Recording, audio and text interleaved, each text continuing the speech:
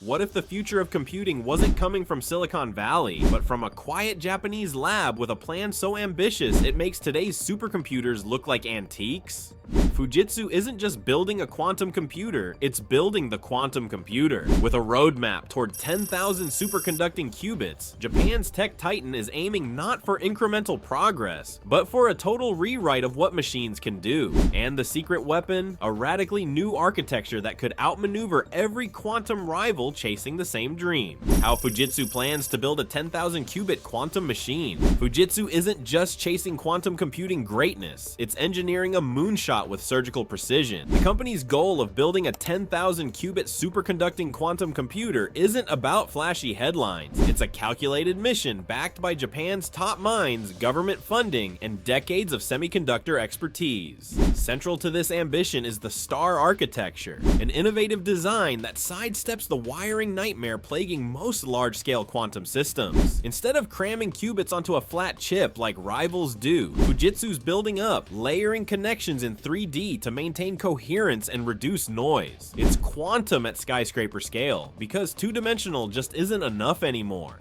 But the magic isn't just in the hardware. Fujitsu is embracing a hybrid quantum classical model, blending quantum machines with conventional supercomputers to solve real-world problems faster and more reliably than either system could alone. The company already offers researchers remote access to its quantum systems via the cloud, turning Japan into a launchpad for global quantum experimentation. By 2030, the plan is to deliver 250 logical qubits, error-corrected stable building blocks that could make today's quantum prototypes look like rotary phones. And by 2035, the big leap, 10,000 qubits. Not theoretical, not simulated, actual working, scalable hardware ready for industry-level workloads. This isn't just a tech breakthrough, it's a geopolitical statement. In a world where the US and China dominate most innovation headlines, Japan is reminding everyone that it's still a quiet giant. With government agencies like NATO backing the project and research institutions like Riken and Lockstep, Fujitsu's quantum moonshot represents more than scientific ambition, it's national strategy. If successful, this machine won't just change how we compute, it'll shift who controls the future of intelligence, security, and global power.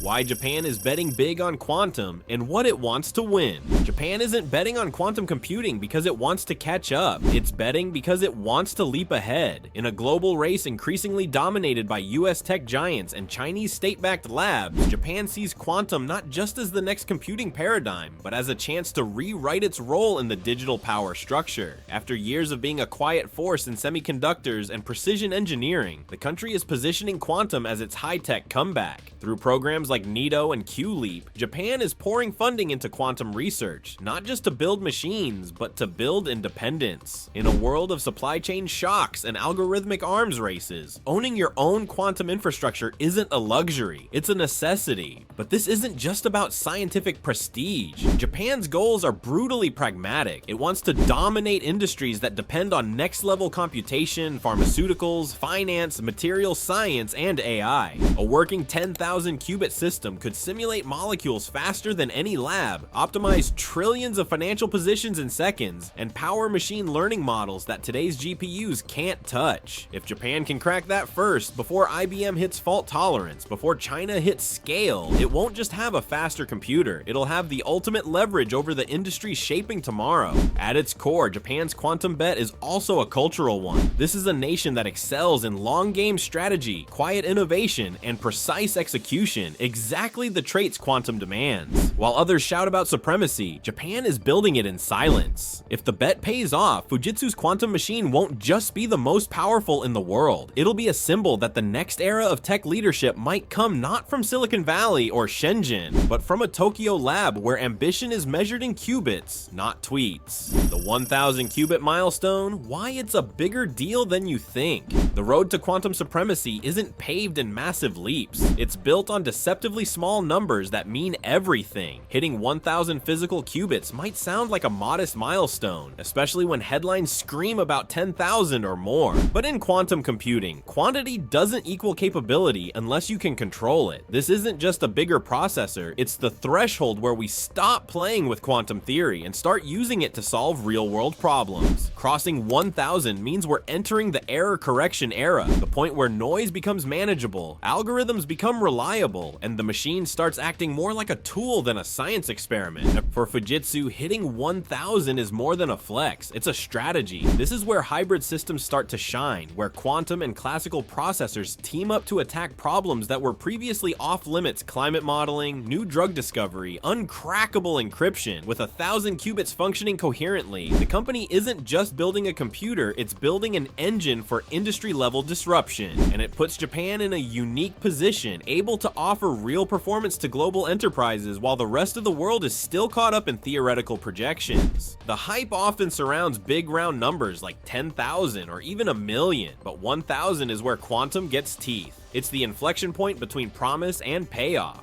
And if Fujitsu crosses it first, cleanly, reliably, and at scale, it won't just mark a technical achievement. It'll be a signal to the world the quantum era isn't near, it's begun. What this means for AI, drug discovery, and finance. Quantum computing isn't just a science flex, it's a cheat code for the biggest bottlenecks in AI, drug discovery, and global finance. Traditional systems are already straining under the weight of complex models and simulations. But quantum machines, especially those hitting the 1,000 qubit mark, unlock shortcuts through problems that would take classical supercomputers centuries to brute force.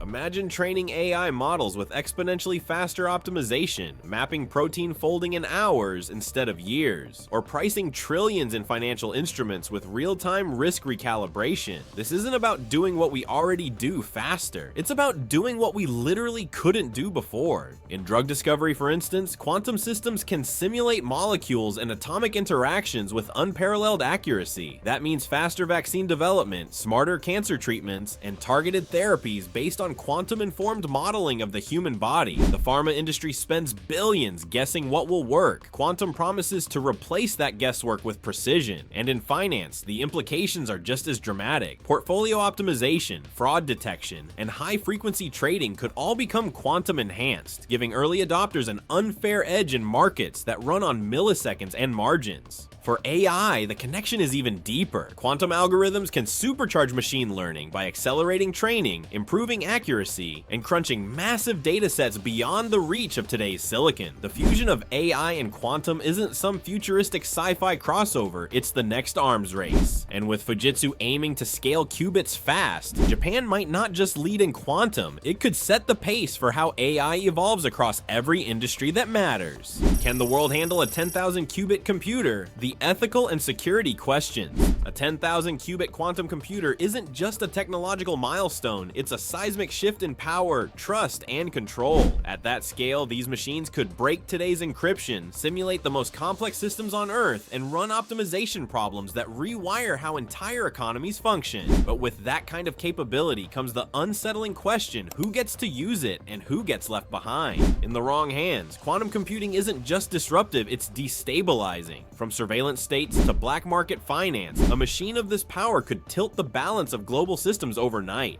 The ethical dilemmas stack up fast. Will governments mandate quantum-proof encryption, or will they secretly hoard decryption capabilities? Can researchers simulate biological systems responsibly, or will this open the door to engineered pathogens and biorisks we're not ready to contain? And what about AI? With quantum-enhanced learning, we could accelerate intelligence far beyond current safety thresholds, without the regulatory guardrails in place. The question isn't just what can we do with 10,000 qubits, it's should we? And more urgently, who decides? For all its promise, a 10,000 qubit system forces a societal reckoning. Technology has outpaced policy before, but quantum doesn't allow for catch-up later. Its breakthroughs could be irreversible. That means countries, companies, and communities must start thinking like futurists now. Because if quantum's rise is inevitable, so is the need to govern it, not just as a tool of progress, but as a force powerful enough to reshape civilization. If Fujitsu pulls this off, it won't just be a scientific feat, it'll be a global power move. move. This isn't about faster chips or flashier benchmarks. It's about who gets to shape the future of intelligence, security, medicine, and money. As the rest of the world debates what's possible, Fujitsu is quietly building what's next. And if you're not watching Japan's quantum moonshot closely, you're already behind.